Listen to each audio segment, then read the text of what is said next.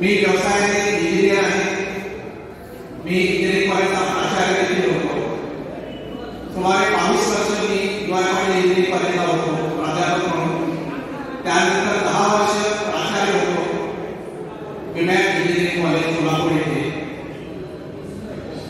अजून रिटायरमेंटला मला 6 वर्ष आहे, 6 इयर्स. परंतु मी DRS घेतलेले आहे आणि आता पूर्ण वेळ समाजाला एक मार्गदर्शन करण्याचा उपक्रम मी सुरू केलेला आहे. आणि हे मार्गदर्शन जे आहे ते आपल्या करिअरबद्दल आहे. आज मित्र हो, एकंदरीत समाजामध्ये चित्र काय दिसते बघा. लोकांना नोकऱ्या मिळवण्यामध्ये खूप अडचणी येत आहे. लोकांना शिक्षण घेण्यामध्ये खूप अडचणी येत आहे. कोरोनाच्या काळामध्ये तर खूपच अडचणी आल्या. अनेकांच्या नोकऱ्या गेल्या, व्यवसाय बंद पडले. जे आपले समाज बांधव देवळावरती अवलंबून होते त्यांचे देखील खूप अडचणीतून दिवस गेलेले आहेत. कारण देऊळ उघडायला आपल्याला परवानगी नव्हती. तर मित्र हो, अशा परिस्थितीत ज्यांचं शिक्षण आहे त्यांना एखादी चांगली नोकरी मिळून गेलेली आहे. परंतु आपल्या समाजात शिक्षण कमी आहे. त्यानंतर फायनान्शियल बॅकिंग म्हणजे एखादा व्यवसाय सुरू करण्यासाठी इन्व्हेस्टमेंट जर करायची असेल तर त्याचा देखील अभाव दिसून येतो. आणि माझं असं एक ऑब्झर्वेशन आहे, डिरेक्शन आहे की समाजामध्ये खूप लोक वेगवेगळ्या प्रकारच्या आर्थिक अडचणीमध्ये आहेत. कुणाची शेती असेल तर शेतीतून काय फार उत्पन्न मिळते असं नाही आहे. तर अशा परिस्थितीत तरुणांना मार्गदर्शन करावं किंवा जे समाज बांधव अडचणीत आहेत त्यांना काही मार्गदर्शन करावं, त्यांना एखादा व्यवसाय सुरू करून देणं, त्यांचा व्यवसाय चालत नसेल तर त्याला मार्गदर्शन करणं, हा उपक्रम मित्र हो मी आता पूर्ण वेळ सुरू केलेला आहे. आजकाल मित्र हो, जग हे ऑनलाईन होत चाललेलं आहे. बघा तुम्ही कुठलीही गोष्ट ऑनलाईन करता केली, डिजिटल माध्यमातून केली तर ती सगळ्या जगामध्ये जाणं सहज शक्य होतं. एक उदाहरण देतो. माझी सासूबाई जेजुरी आहे, खंडोबाची जेजुरी, आपण गेला असालच. तिथे आमचे दोन्ही मिळून देवाचा व्यवसाय करतात. सुमारे 10 वर्षापूर्वी मी माझ्या मेहण्याला सांगितलं की तू फक्त जेजुरीचा व्यवसाय करू नकोस, तू जेजुरीच्या बाहेर जाऊन कसा व्यवसाय करता येईल देवाचा व्यवसाय आता हे बघ. आणि मी त्याला सांगितलं की तू वेबसाईट टाक, वेबसाईट.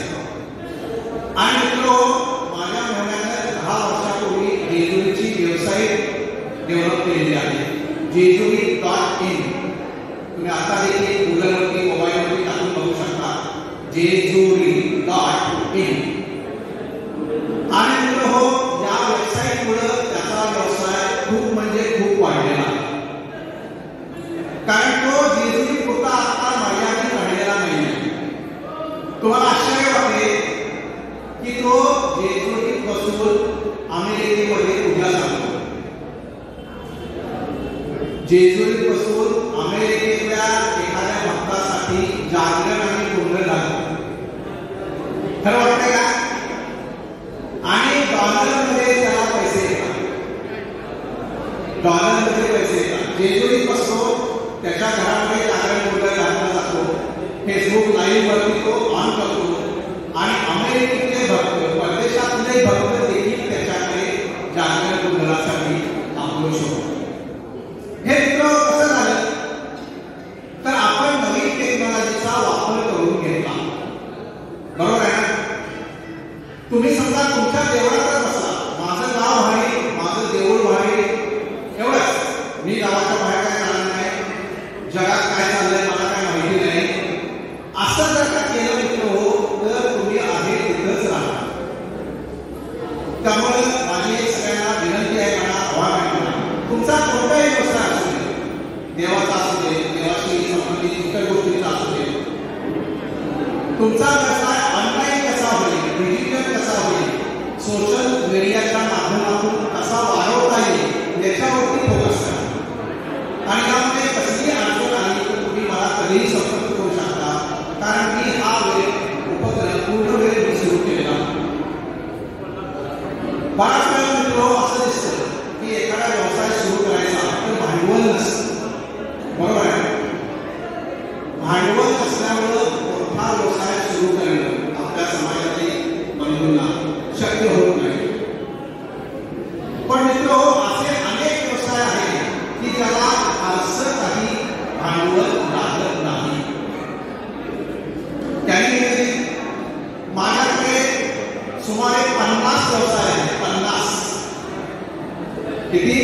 50 आणि भांडवल किती आवश्यक आहे मित्रांनो?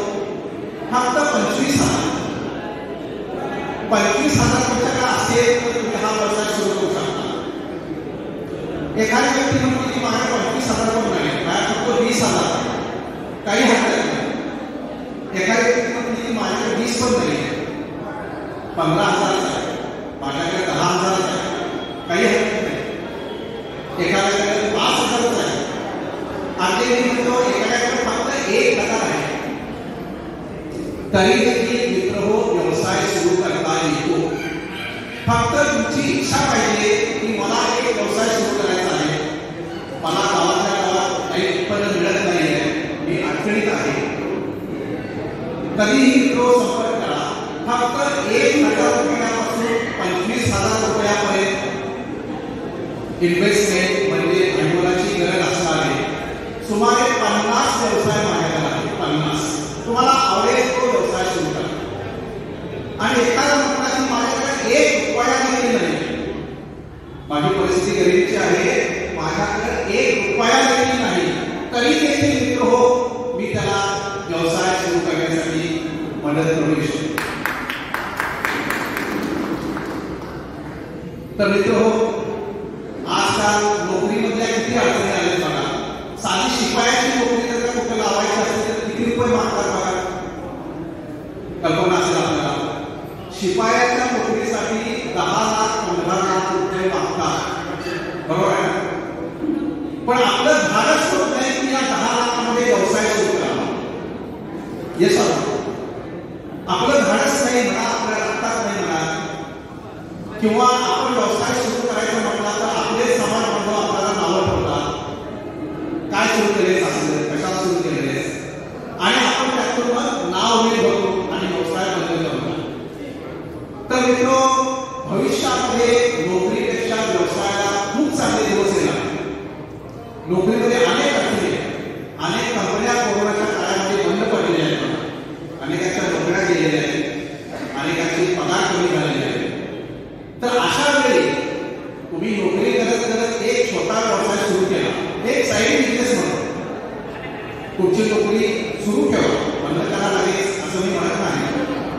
पण ही नोकरी करत करत तुम्ही सुद्धा साईड बिझनेस म्हणून एक व्यवसाय सुरू केला तर एक वेळ मित्र हो अशी येते की तुमचा व्यवसाय एवढा मोठा होतो की त्यातून नोकरीपेक्षा जास्त उत्पन्न तुम्हाला मिळू शकतं निश्चितपणे. आणि त्यावेळी मित्र हो तुम्ही नोकरी सोडून, नोकरी बंद करून पूर्ण वेळ जर का व्यवसाय सुरू केला तर त्या व्यवसायाचं उत्पन्न खूप म्हणजे खूप वाढू शकतं. माझ्या डोळ्यासमोर अनेक उदाहरण आहेत, अनेक लोकांना मी या संदर्भात मदत केली आहे. तर मित्र हो माझं सगळ्यांना एक विनंती आहे, आव्हान आहे की तुम्ही आहे तिथं थांबू नका. प्रत्येकाची प्रगती झाली पाहिजे, प्रत्येक बांधवाची, प्रत्येक भगिनीची प्रगती झाली पाहिजे. अगदी स्त्रियांनी देखील व्यवसायात पुढे यायला काहीही हरकत नाही. माझ्यामध्ये अनेक माझ्या भगिनी आहेत, आपल्या समाजातल्या आहेत, इतर समाजातल्या देखील आहेत की ज्या कधीही घराबाहेर पडल्या नाहीत. फक्त चूल आणि मूळ एवढंच त्यांचं कार्यक्षेत्र होतं. शिक्षण काय फार नव्हतं. 10वी झालेल्या भगिनी, 12वी झालेल्या भगिनी आज मित्र हो व्यवसायाच्या माध्यमातून खूप उंचीवर गेलेल्या आहेत. अनेक उदाहरण. तर सर्व भगिनींना देखील माझी विनंती आहे की तुमची संसारिक जबाबदाऱ्या आहेत त्या सुद्धा थोड्या पूर्ण झाल्या, म्हणजे मुलं वगैरे जर मोठी झाली तर तुम्ही देखील एक विचार करायला हरकत नाही की आपण जे काय शिकलो त्याचा कुठेतरी लाभ व्हावा, स्वतःला लाभ व्हावा, आपल्या संसाराला लाभ व्हावा. त्यामुळे भगिनी देखील व्यवसायात राहायला काहीही हरकत नाही. आपल्याकडे भरपूर उदाहरण आहेत आणि आपल्याकडे त्याचं पूर्ण मार्गदर्शन मिळतं. तर मित्र हो आपल्याला काही शंका असतील, मला काही विचारायचं असेल तर विचारू शकता. माझा मोबाईल नंबर सगळ्यांनी नोट करून घ्यावा. मला तुम्ही कधी संपर्क करू शकता. माझा नंबर मी सांगतो इथे 7030660600. परत एकदा सांगतो 7030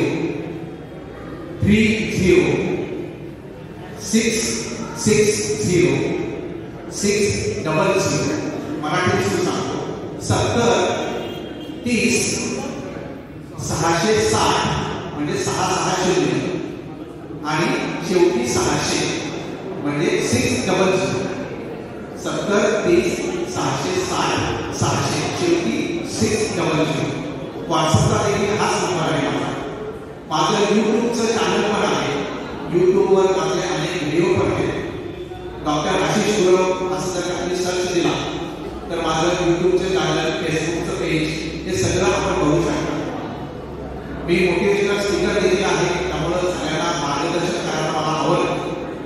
तर मित्रांनो या निमित्तानं आपण एकत्र आलेलो आहोत आज इथे सांगली येथे. आपला कार्यक्रम समाजाचा मेळावा आहे बंधुवर मेळावा आहे. या निमित्तानं आपली ओळख झालेली आहे. मला खूप आनंद होत आहे सगळ्या समाज बांधवांना. तर मित्रांनो आपल्याला कोणालाही व्यवसायामध्ये इंटरेस्ट असेल आपली आर्थिक प्रगती करून घ्यायची असेल तर कृपया कार्यक्रमात भेटा मला संपर्क करा. पूर्णपणे मोफत हा उपक्रम आहे सगळ्यांची आर्थिक उन्नती करण्यासाठी सगळ्यांची प्रगती करण्यासाठी. मला इथे बोलायची संधी दिलेली आहे. आपले कवटेकरांचे प्रताप गुरव सरांचे मी खूप खूप आभार मानतो. इतर पदाधिकाऱ्यांचे सांगली जिल्हा संघटना या पदाधिकाऱ्यांचे सर्वांचे आभार मानतो. या आमचे संयोजक त्यांचे देखील आभार मानतो आणि माझं थोडंसं भाषण समोर. नमस्ते. जय गुरु. थँक्यू.